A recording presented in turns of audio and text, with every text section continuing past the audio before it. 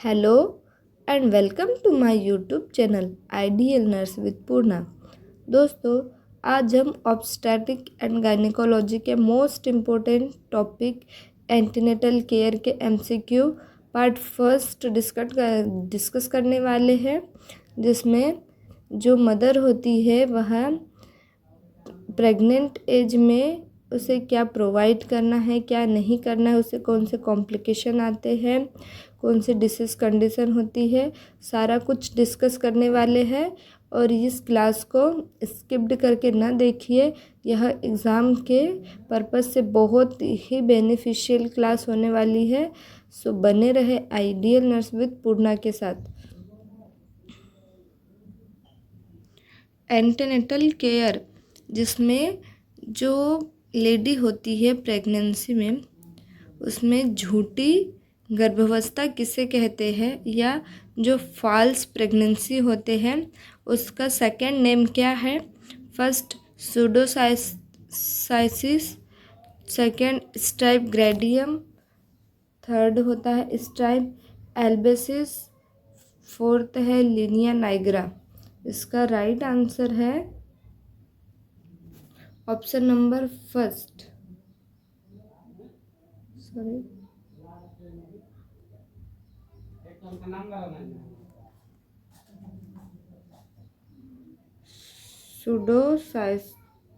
सूडोसाइसिस, इसका मतलब होता है, सूडोसाइसिस एक टर्मिनोलॉजी होती है जो फॉल्स प्रेगनेंसी होती है, उसका सेकंड नेम है यह। नेक्स्ट क्वेश्चन है, निम्न में से कौन सी कंडीशन जो गर्भावस्था या प्रेगनेंसी में डिस्मिया या डिसअपनिया या सांस लेने में परेशानी पैदा करती है। फर्स्ट है abruptio placenta, second placenta previa, third है एक्लेम्पशिया, फोर्थ है पॉलीहाइड्रोएमनियास। इसमें जो आपका राइट आंसर है वह पॉलीहाइड्रोएमनियास होता है। जो भी डिसेप्निया की या सांस लेने की जो समस्या उत्पन्न होती है प्रेग्नेंट लेडी में, वह अगर पॉलीहाइड्रोएमनियास मीन्स होता है जो एमनेटिक फ्लूइड है उसकी मात्रा से ज़्यादा हो जाता है, जो एमनेटिक फ्लूइड है उसकी मात्रा, उसे पॉलीहाइड्रोएमनियास कहते हैं। अगर यह स्थिति प्रेग्नेंट में यह कंडीशन बनी रहती है तो जो प्रेग्नेंट लेडी होती है उसे सांस लेने में परेशानी उत्पन्न होती है। एब्रेप्शियो प्लेसेंटा मतलब होता है pre mature separation of the placenta, या प्लेसेंटा समय से पहले ही अलग होने लगता है, जो यूट्राइन कैविटी से या यूट्राइन वॉल होती है उससे प्लेसेंटा समय से पहले ही अलग होने लगता है। सेकंड है प्लेसेंटा प्रीविया। प्लेसेंटा प्रीविया मतलब होता है जो प्लेसेंटा लोअर यूट्राइन सेगमेंटेशन में इम्प्लांट हो जाना। जो प्लेसेंटा होता है वह मोस्टली अपर यूट्राइन मतलब जो बॉडी यूट्रस बॉडी होती है उसमें अपर साइड में होता है, परंतु यह लोअर यूट्राइन सेगमेंटेशन में इम्प्लांट हो जाता है, जिसे प्लेसेंटा प्रीविया कहते हैं। और एक्लेम्पशिया मीन्स होता है प्रेगनेंसी में जो मदर होती है उसका बीपी हाई हो जाना, उनका जो यूरिन होता है उसमें प्रोटीन की मात्रा उत्पन्न होती है और यह ज़्यादा होने पर कन्वल्जन की कंडीशन उत्पन्न कर देती है, जिसे एक्लेम्पशिया कहते हैं। इसका मोस्टली होता है बीपी का बढ़ना। नेक्स्ट क्वेश्चन है,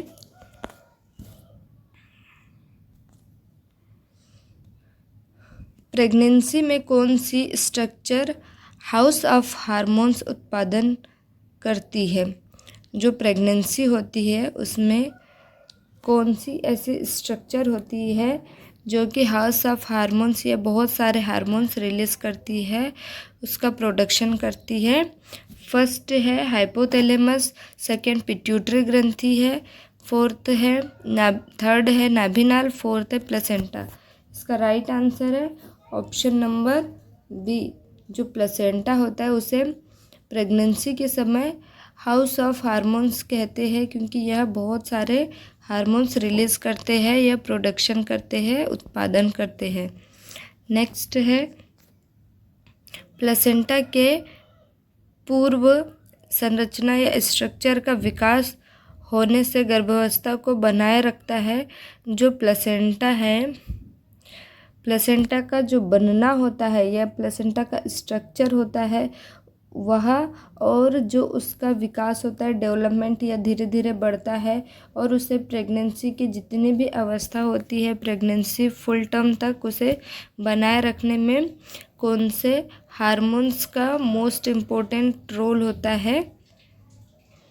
फर्स्ट है हाइपोथैलेमस का, सेकेंड नाभिनाल का, थर्ड है पिट्यूटरी का या कार्पस ल्यूटेनियम का। इसका राइट आंसर है ऑप्शन नंबर डी। जो कार्पस ल्यूटेनियम होता है वह प्लेसेंटा की संरचना बनने से लेकर उसे प्रेगनेंसी के अंतिम समय तक बनाए रखने में मोस्ट इम्पोर्टेंट रोल प्ले करता है। नेक्स्ट है निम्नलिखित में से कौन सी कंडीशन है जो प्रेग्नेंट में स्त्री में हाइपोग्लाइसेमिया या डायबिटिक मेलाइटिस उत्पन्न करती है। फर्स्ट है वजन बढ़ाना, हाइपर इमेसिस, एल्बुमिन्यूरिया या उपरोक्त सभी। इसका राइट आंसर है ऑप्शन नंबर सी। जो प्रेग्नेंट लेडी होती है अगर उसे डायबिटीज़ मेलाइटिस या प्रेगनेंसी में डायबिटीज़ की कंडीशन होती है तो उसमें हाइपर इमेसिस है इसका राइट आंसर, जिसमें प्रेग्नेंट लेडी को हाइपर इमेसिस या बहुत ज़्यादा उल्टी होती है। नेक्स्ट क्वेश्चन है माँ द्वारा भ्रूण या फिटस की हलचल महसूस करती है कब। यह बहुत ही इम्पोर्टेंट क्वेश्चन है, यह एग्ज़ाम में बहुत बार आया हुआ क्वेश्चन है। यह कि जो फिटस होती है, माँ होती है, वह फिटस को पहली बार हलचल उसका महसूस करती है उसे क्या कहते हैं और वह कब महसूस कर सकती है। इसका जो राइट आंसर है वह ऑप्शन है गर्भावस्था के पहले 3 महीने में, 16 से 20 सप्ताह की गर्भावस्था में, लगभग प्रसव के 2 सप्ताह से पहले या 30 सप्ताह के बाद। तो इसका राइट आंसर है ऑप्शन नंबर बी।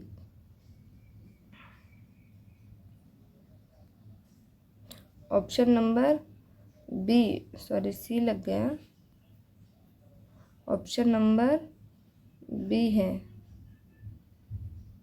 जो 16 से 20 सप्ताह की जो महिला होती है उन्हें पहली बार जो बेबी का या भ्रूण का हलचल महसूस होता है, और इसकी एक टर्मिनोलॉजी होती है कि जो माँ द्वारा पहली बार फिटस हलचल महसूस करती है उसे क्विकनिंग कहते हैं, और यह क्विकनिंग एग्ज़ाम में बहुत बार आया गया क्वेश्चन है।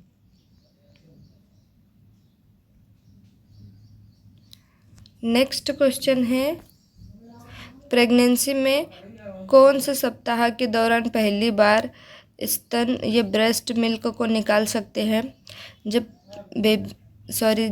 मदर प्रेगनेंसी कंज्यूम करती है उसके बाद में जो भी सप्ताह होता है जब हम पहली बार ब्रेस्ट निकाल सकते हैं, मतलब डिलीवरी से पहले ब्रेस्ट निकलता है, ब्रेस्ट मिल्क निकलता है, तो वह कौन से सप्ताह में निकल जाता है।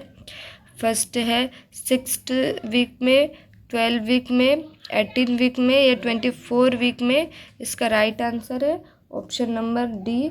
जो 24 वीक होता है उसमें प्रेगनेंसी में ब्रेस्ट मिल्क को निकाल सकते हैं। जो ब्रेस्ट मिल्क होता है या स्तन का जो दूध होता है उसे पहली बार हम इसे निकाल सकते हैं। नेक्स्ट क्वेश्चन है, प्रेगनेंसी के दौरान ऑस्ट्रोपल स्तर किसके कारण होता है? जो ऑस्ट्रोपल स्तर होता है, लेवल होता है, वह कौन सी डिसीज के कारण होता है? जो ऑस्ट्रोपल स्तर कम होता है वह first trisomy 18, down syndrome, third है न्यूरल ट्यूब डिफेक्ट, और लास्ट है सभी। इसका राइट आंसर है ऑप्शन नंबर डी। जो प्रेगनेंसी में ऑस्ट्रोपल लेवल होता है वह कम ट्राइसोमी 18 की वजह से भी होता है, डाउन सिंड्रोम की वजह से भी होता है, और जब प्रेगनेंसी में न्यूरल ट्यूब डिफेक्ट होता है उसकी वजह से भी होता है। नेक्स्ट है, पहला टिटेनस टॉक्साइड टीकाकरण या इम्यूनाइजेशन गर्भावस्था के कौन से वीक में लगाते हैं? जो भी प्रेग्नेंट लेडी को टीटेनस टॉक्साइड के 2 टीके लगते हैं, जिसमें जो फर्स्ट टीका होता है वह कौन से वीक में लगाया जाता है? यह एज सून एज पॉसिबल होता है, जैसे प्रेगनेंसी कंफर्म हो जाए तभी यह टीका लगाते हैं, परंतु यह कौन से वीक में लगाया जाता है? फर्स्ट 12 वीक में, 20 वीक में, 16 वीक में या 24 वीक में? इसका राइट आंसर है ऑप्शन नंबर बी। 16 सप्ताह की उम्र में जब पहली जो टीटेनस टॉक्साइड रहता है वह 16 सप्ताह कि जब प्रेग्नेंट वुमन हो जाती है उसके बाद में पहला टीका लगाया जाता है। यह WHO की गाइडलाइन के अनुसार लगाया जाता है। नेक्स्ट है VDRL। जो VDRL रक्त परीक्षण होता है, ब्लड टेस्ट होता है, वह किसके लिए स्क्रीनिंग टेस्ट करते हैं? First anaemia, second syphilis, third HIV, fourth hepatitis B. इसका राइट आंसर है ऑप्शन नंबर बी। जो सिफिलिस होता है उसका रक्त परीक्षण किया जाता है, ब्लड टेस्ट किया जाता है और यह स्क्रीनिंग टेस्ट होता है। इसमें पेशेंट का VDRL टेस्ट किया जाता है। नेक्स्ट क्वेश्चन है, गर्भावस्था में मैकेनिज्म बिहाइंड फिजियोलॉजिकल एनीमिया किसके कारण होता है? रक्त की मात्रा का बढ़ना, प्रसव के दौरान रक्त स्राव के कारण का बढ़ना, इरिथ्रोसाइटोसिस का कम होना, हीमोलाइसिस का बढ़ना। इसका राइट आंसर है ऑप्शन नंबर फर्स्ट। जो रक्त की मात्रा बढ़ जाती है उसके कारण मैकेनिज्म बिहाइंड फिजियोलॉजिकल एनीमिया हो जाता है। नेक्स्ट क्वेश्चन है, HCG हार्मोन्स के लिए सत्य है।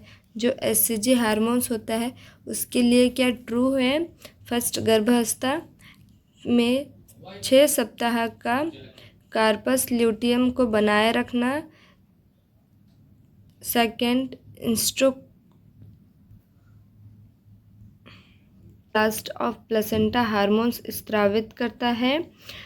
60 से 70 दिन की गर्भावस्था में HCG रक्त में उच्च स्तर तक पहुंच जाता है। लास्ट है ऑल ऑफ दिस।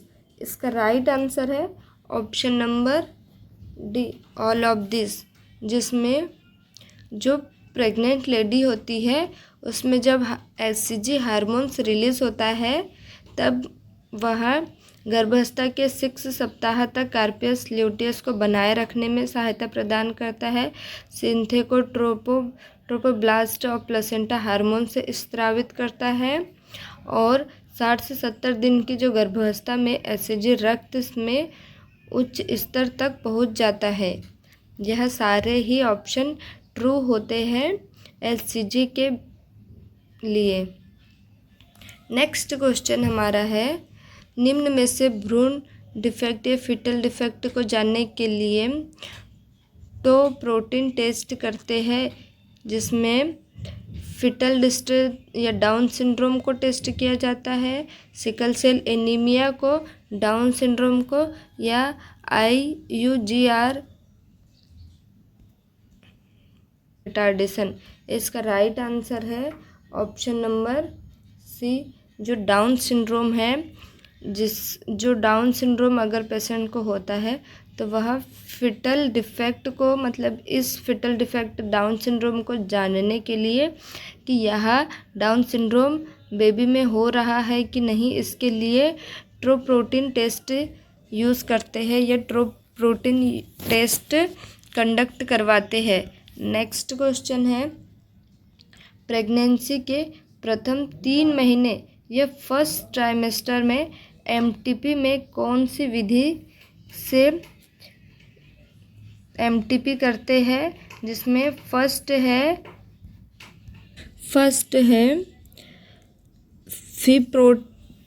फिप्रोस्टोन और misoprostol, second manual vacuum aspiration, third है DNC या डायलेटेशन एंड इवैक्यूएशन, फोर्थ है उपरोक्त सभी।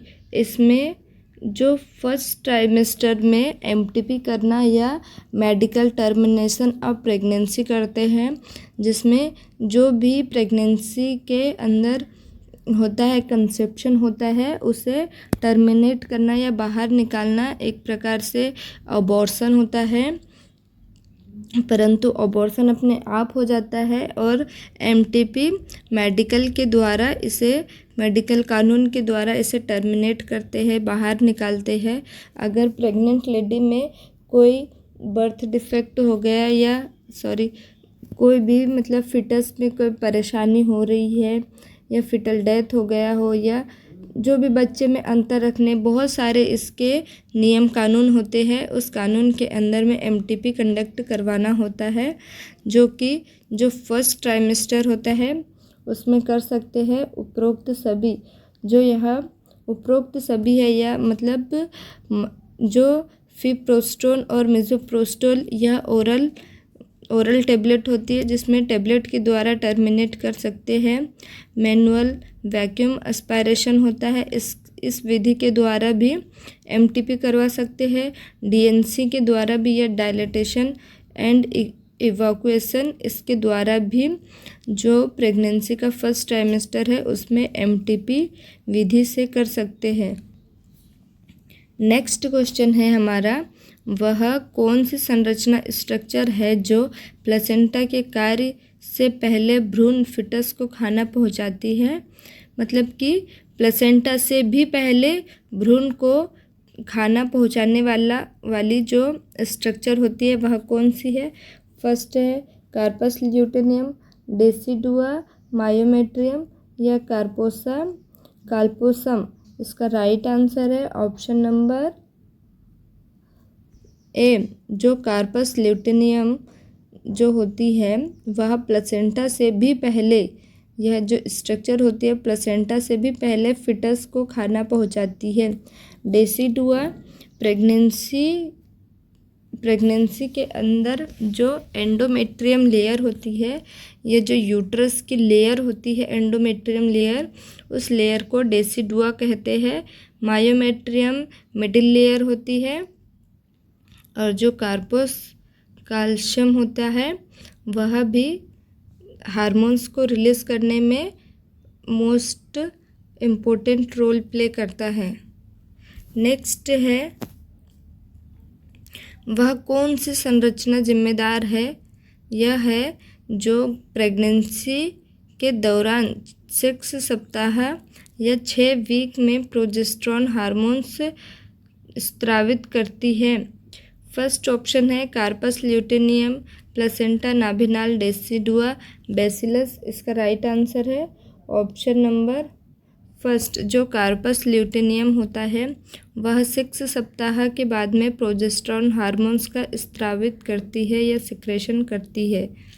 नेक्स्ट क्वेश्चन है, गर्भावस्था के दौरान पिट्यूटरी ग्रंथि में क्या परिवर्तन या चेंज आते हैं, जिसमें फर्स्ट है वजन बढ़ना और साइज बड़ा होना, बुद्धि हार्मोन्स का स्तर बढ़ना और सीरम प्रोलैक्टोन का स्तर बढ़ना, पिट्यूटरी गोनेडोट्रोफिन्स का स्तर बढ़ना, उपरोक्त सभी। इसका राइट आंसर है ऑप्शन नंबर डी, उपरोक्त सभी। जो पिट्यूटरी ग्रंथि होती है प्रेगनेंसी के दौरान, इसमें इतने सारे जो पिट्यूटरी ग्रंथि, उसका वजन भी बढ़ जाता है, उसका साइज भी बढ़ जाता है।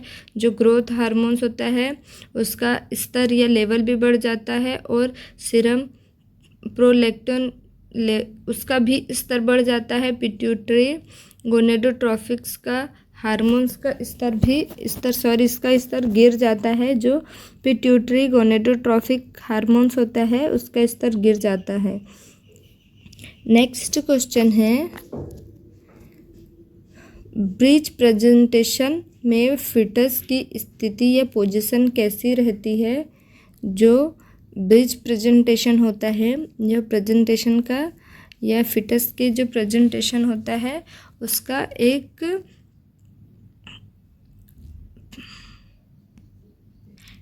टाइप है, जिसमें जो ब्रिज प्रेजेंटेशन होता है उसमें फिटस की स्थिति क्या रहती है? फर्स्ट, दाई सैक्रो एंटेरियर, दाई मेंटो एंटेरियर, बाई एक्जिपिंटो एंटेरियर या दाई मेंटो पोस्टेरियर।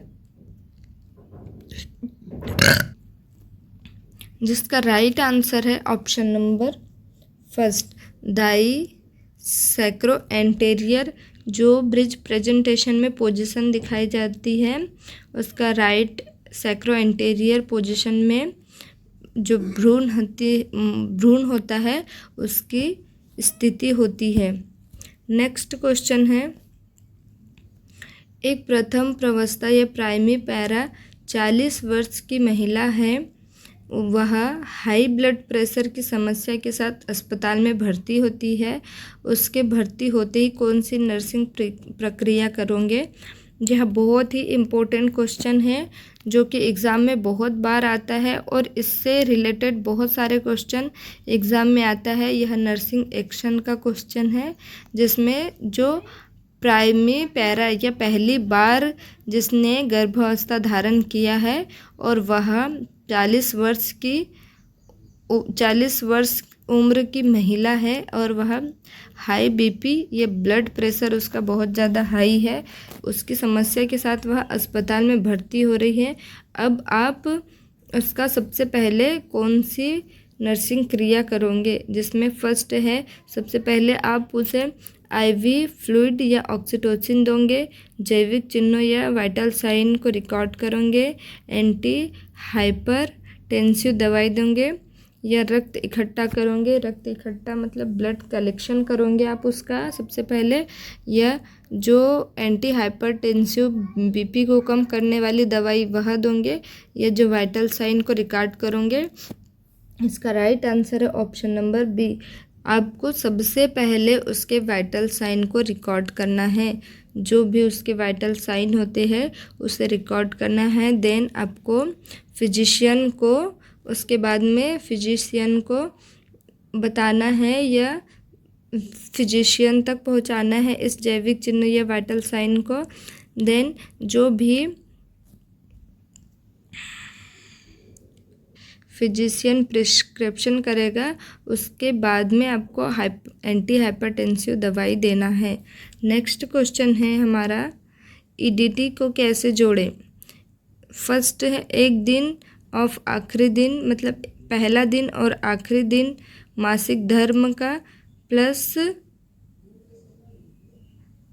280 दिन, first day and last day मासिक धर्म का मेंस्ट्रुअल साइकिल का, प्लस में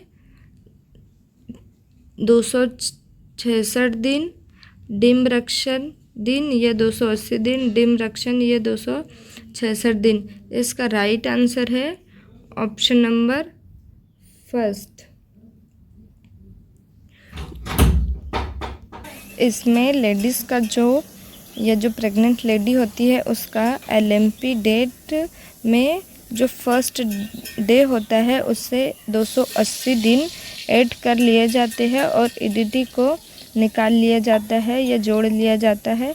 अगर ईडीटी को निकालना है आपको तो हमारे डिस्क्रिप्शन बॉक्स में ईडीटी कैसे निकालें उसका एक वीडियो अपलोड कर दिया, जो कि बहुत ही साधारण विधि है और बहुत ही अच्छा वीडियो है। आप उसे एक बार देखिए। अगर आपको हमारा चैनल पसंद आए तो इसे लाइक कीजिए, शेयर कीजिए और सब्सक्राइब कीजिए और बने रहिए आइडियल नर्स विद पूर्णा के साथ। Thank you, bye bye.